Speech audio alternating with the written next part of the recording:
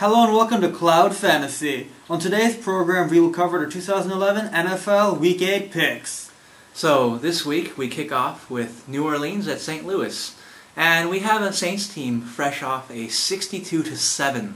That's right, you heard it, folks, a 62-7 thrashing of the Peyton Manning-less Indianapolis Colts, who were clearly outmatched with Curtis Painter at quarterback. And I'm looking at this 13.5 point favorite that the New Orleans Saints are in this game, and I think it's a little bit big. Farhan, what do you think? Well, considering that the odds makers are giving New Orleans 13.5 points, and considering how bad St. Louis is, I would venture out and say let's give New Orleans 21. Well, I think it's difficult to score, 62 points any week for any NFL team, and there's no doubt that Sean Payton was probably a pretty happy man when the clock showed 0-0-0 on Sunday last week. But I think there's going to be a little bit of a letdown, and I'm going to give New Orleans 10 points. They're going to win this game, but it's not going to be by 13.5 or more. Okay. I guess let's see what happens with that. But 10 points, 21 points. End of the day, New Orleans is going to win this one in the landslide. Yeah, that's one thing I think we can agree with. Without their star QB in St. Louis, they really don't have much of a chance, as most of the teams in the NFC West this year have demonstrated outside of the San Francisco 49ers. Next up is the Baltimore Ravens with the Arizona Cardinals. That's the team in Arizona Cardinals. The Arizona Cardinals are going to be coming down to the Baltimore Ravens, and Baltimore has got 12 points on this one. How do you feel?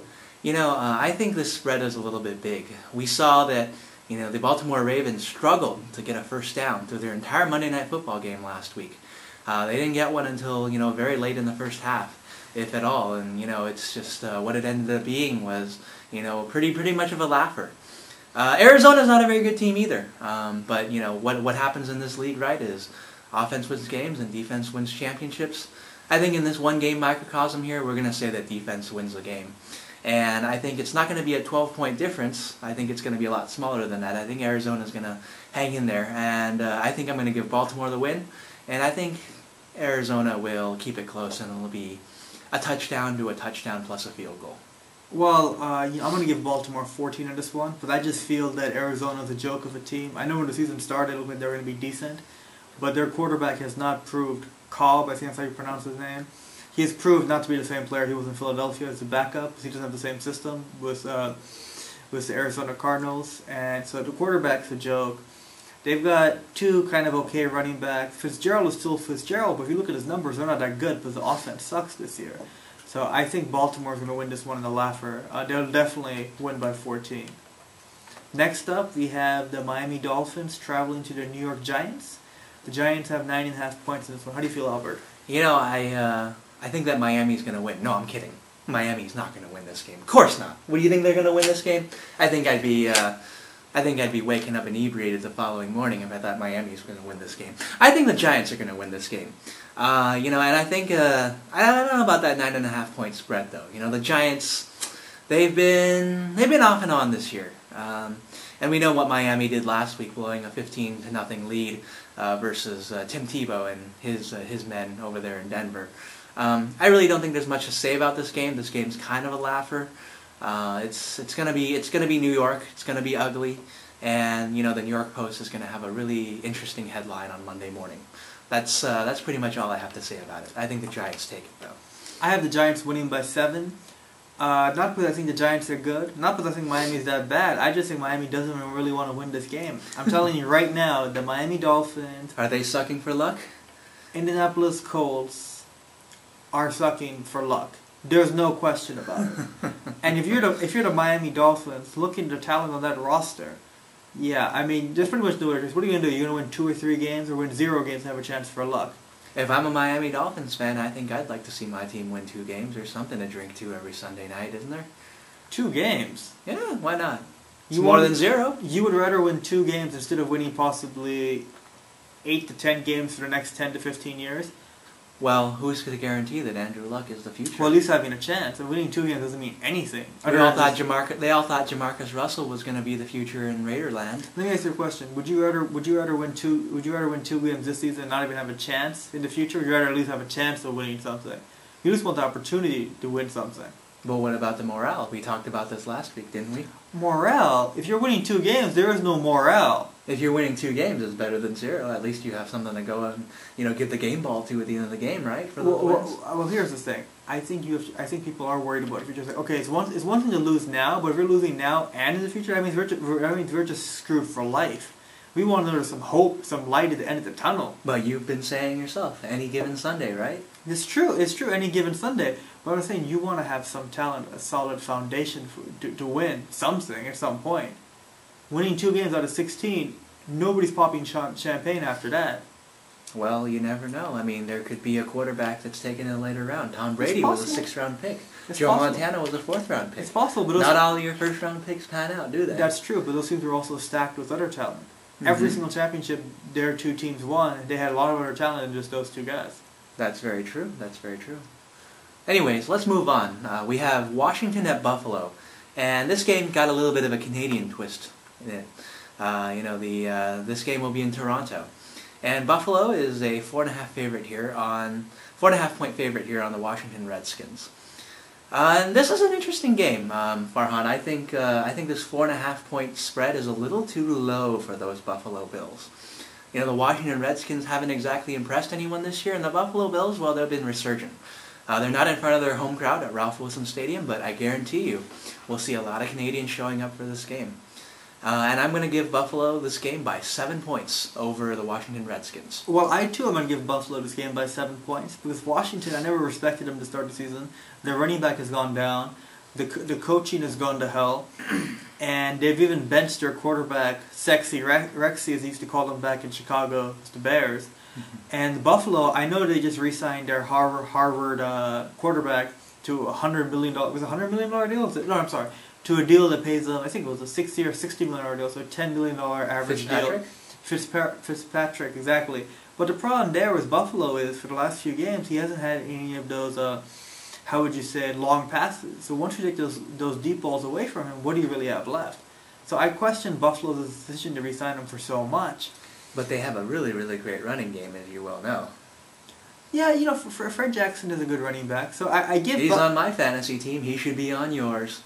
So I do have the Buffalo Bills winning this one by 7. I think it'll be a lovely game in Toronto. As always, the games in Toronto are always lovely to watch. Nice fans, nice crowd. But Washington Redskins are just such a joke that even if Buffalo is not legit, it doesn't matter. Buffalo will still win this by 7. They've been a joke since the 1983 Super Bowl when Marcus Allen ran for 80 yards on them. You and I well know that. Anyways, we shouldn't spend so much time on a team that's so bad. Let's move on to Detroit at Denver. Now, Detroit's coming off 2 straight losses, and Denver is still on its Rocky Mountain high with Tim Tebow in his comeback last week versus the Miami Dolphins. And they're giving Detroit the 3-point favorite over Denver right now. And I guess this is an interesting spread. I don't really know about it. I think it's a little bit low. I think we could bump that up a little bit in Detroit's favor by a touchdown. Tim Tebow is good, but he's not that great. And he got really lucky against a really, really bad Miami team last week. I think Detroit, they've lost 2 games in a row. They almost beat the Atlanta Falcons last week, but they've lost 2 in a row since San Francisco popped their unbeaten cherry a couple weeks back. And I think they get back on the winning track this week. I think they're gonna come out. They're gonna be inspired. And I only think it's going to be a touchdown difference because the one thing that will set this game apart from every other game is that it's located in Denver and we have a mile-high climate. So Detroit's going to struggle early, but they're going to find their footing later on and they're going to make it work. What do you think, Farhan? Detroit might have the line by 3, but I give it to him by 7. But I gotta wonder, do you think the pretty boy Matthew Stafford, is he injured? Is he okay? What's the situation there? I think he'll be fine. I think he'll be in this game, but you have to realize, right? Detroit's got a lot of different weapons on offense here. They've got Calvin Johnson. Did I get that right name? Or did I get that name right? Yes. Yes. So this guy's got a huge wingspan. He can catch all these different balls, and I think he'll have the Denver safeties on edge all day long, and he'll break a couple. I think he'll have at least a 50-yard touchdown catch in this game. Okay, okay. The way I look at it, I just think Detroit, Detroit, even with half a pretty boy quarterback, they're just such a better team than Denver. And I think Detroit, they're already angry about losing the last two games. I think Denver, Tebow, even if he is good, he's not good enough to beat Detroit this week. Maybe in the future, but for right now, I think Denver is going to have an okay game. Detroit will have a good game. Detroit will win this game by 7. I'm giving Calvin Johnson 2 touchdowns in this game. Let me repeat that again for your fantasy football player. Giving Calvin Johnson two touchdowns this game. I think. Is your 2 is enough? Yeah, I think 2 Let's is give enough. him 3. No, I'm giving him 2. You want to give him 3? No, I'm just kidding. I'm giving him 1 actually. Okay. I'm just being facetious with you, so you don't want to know, Farhan. Okay. So let's go on to our next matchup. It's going to be the New England Patriots at the Pittsburgh Steelers, which should be a juicy one. It's New England having 2.5 points in the spread. How do you feel? This is a juicy game as usual. These are teams that have fought and tussled in the playoffs each of the last few years. I think the 2.5 point spread is a little low, though. We have the Patriots who have consistently owned Ben Roethlisberger and company and have knocked them out of the playoffs, pretty much every time they meet. And, this is a regular season game. Anything can happen. Mike Wallace can make a few big catches here and there. But I think New England's going to win this one by 2 touchdowns. And, I know it's kind of a funny thing to think about. A 14-point difference on 2 teams that are so evenly matched with such great legacies and such great coaches. But you know what? I think New England's got this one because they're on a roll. Pittsburgh's been struggling lately. If you're starting the Pittsburgh defense this weekend, I suggest you bench them and start somebody else. And I really think New England's going to win this one going away, and Tom Brady's going to have a 350-yard passing day with 4 touchdowns. Well, the thing is, I know New England has this game by 2.5. I'm going to give New England 7, but let me add, fantasy football players out there, I'm giving Mike Wallace 1 to 2 touchdowns and at least 100 yards. The reason being is, by a lot of stats, Mike Wallace might be the best wide receiver in football. I don't necessarily respect those stats, but what I know I disrespect is the New England Patriots secondary. Their secondary has more holes than that slice of Swiss cheese Albert was eating earlier today. So, Mike Wallace, the Pittsburgh Steelers' best wide receiver, I'm giving him 100 yards at least and at least 1 to 2 touchdowns. I would start Mike Wallace over almost any other wide receiver this week.